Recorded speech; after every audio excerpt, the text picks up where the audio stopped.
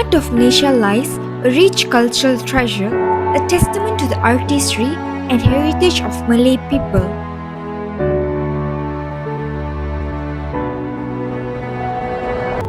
This documentary unveils the enchanting story of Labu Sayong, a centuries-old craft weaves together the threads of heritage and creativity.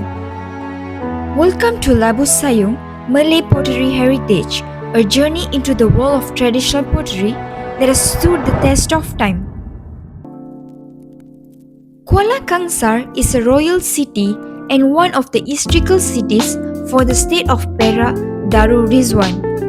Kuala Kangsar is also a tourist area that has a variety of local products, interesting small and medium industries.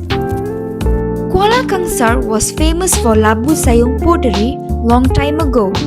Labu Sayong, also known as Labu Picit, is a Malay pottery craft that originated from Kampung Kepala Bendang, Kuala Kangsar, the Malaysian state of Perak.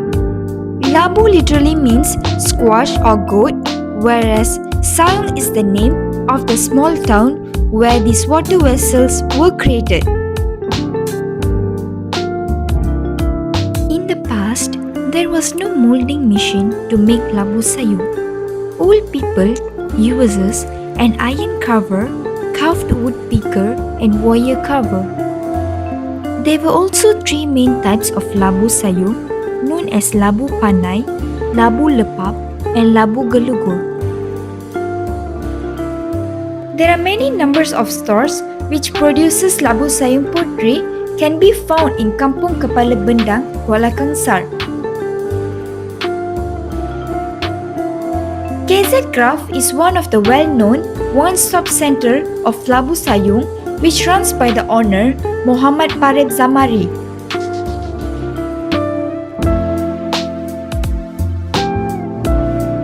KZ Craft One Stop Center has been maintained continuously by the third generations now. The family business from his late father, Zamari Panda Ahmad, known as a re-owned Labu Sayong maker. Perusahaan yang telah saya jalankan ni adalah merupakan perusahaan warisan daripada turun-temurun daripada keluarga, itu daripada nenek dan arwah ayah saya, dan saya merupakan generasi ketiga daripada keluarga dan generasi kelima daripada dua kampung ni lah. Perusahaan ni saya dah berkecimpung hampir secara ni hampir 30 tahun lah. Labu Sayong is an icon in Perak. It is used for drinking water in old days, but the trend has changed, where it has become more to a souvenir, decorative items with the passing times. The designs often draw inspirations more to a traditions of flowers such as Spanish cherry, clover, star anise that are deeply rooted in Malay culture.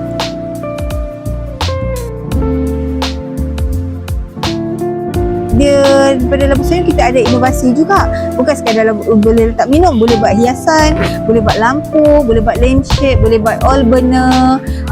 Kita ada juga macam tempayan, orang minta macam hotel-hotel datang minta buat apa nama pasu besar-besar untuk dihias untuk hotel kan. So maksudnya di situ pada kami permintaan tu sebenarnya ada, kita usaha saja. The soil can be found in the area of Kampung Kepala Bendang or from the riverside of the kampung. The lands are then pounded using a foot hoe. The source for clay materials is especially obtained from Kampung Kepala Bendang, Kuala Kangsar.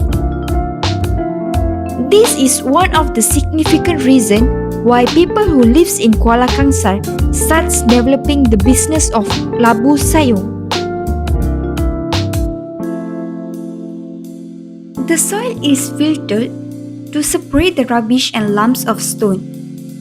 After it is cleaned, the soil is kneaded so it becomes more compact. The process requires to ensure that the soil is compact and free from air bubbles. The soil is then formed into a cylinder to facilitate the following process.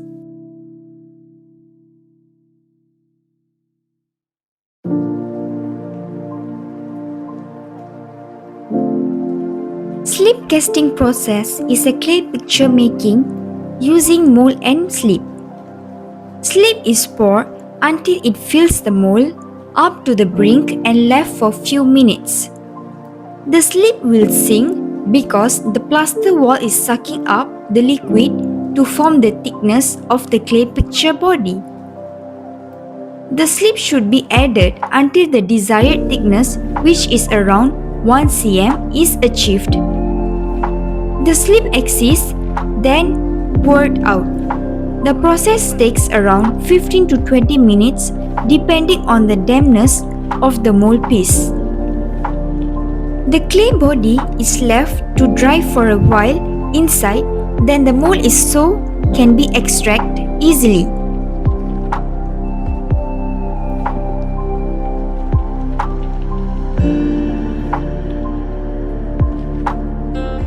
After the body has been taken out from the mold, it will be cleaned and smoothed using a fine sponge.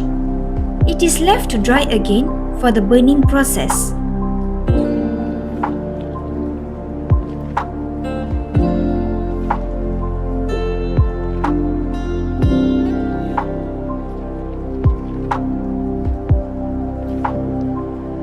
Burnishing is a process to smoothen the surface of the cast clay picture.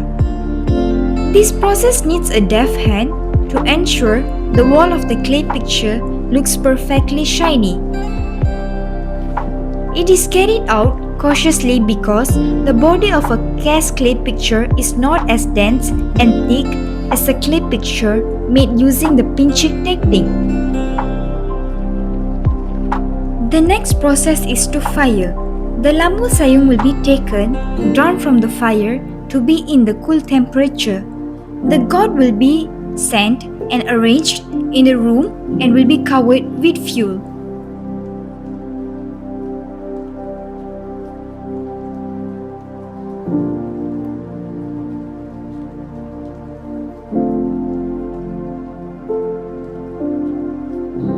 KZ Craft has organized workshops and classes which could help younger generations to learn, understand, and practice the art of Labu Sayong.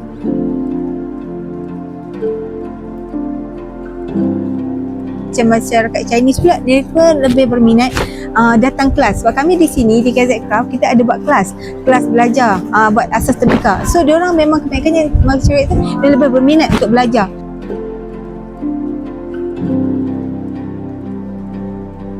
Visitors who comes to KZ Craft also have an opportunity to learn and try the art of making Labu Sayong. The visitors have the chance to explore themselves the uniqueness of Labu Sayong. Perkara yang menarik minat dia adalah seni pembuatan kraft tangan yang tradisional yang kita tahu dah bertahun-tahun ada dekat Malaysia. So dia punya masih lagi mengekalkan tradisi, cuma diinovasikan dari segi mesin dia dan daripada dari segi method dia punya keaslian mereka bentuk dia tu masih lagi dikekalkan. Sudah tentu, insyaAllah saya akan bawa balik satu Labu Sayong sebab mendengar semua kebaikan-kebaikan ataupun khasiat air yang di dalam Labu Sayong ini.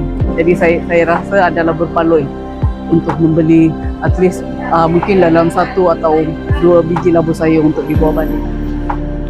Labu Sayong pottery is more than just objects, it's a symbol of traditions and community.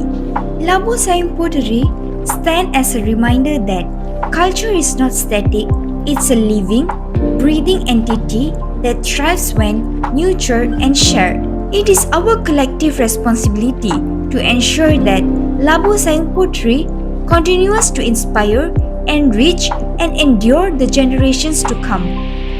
We as Malaysian people should celebrate the pottery of Labu Sayong as it plays a significant role in our community tradition. As we conclude our journey through Labu Sayong Malay Pottery Heritage, we are reminded that this age-old craft is not only a vessel for water but a vessel for history, culture, and identity.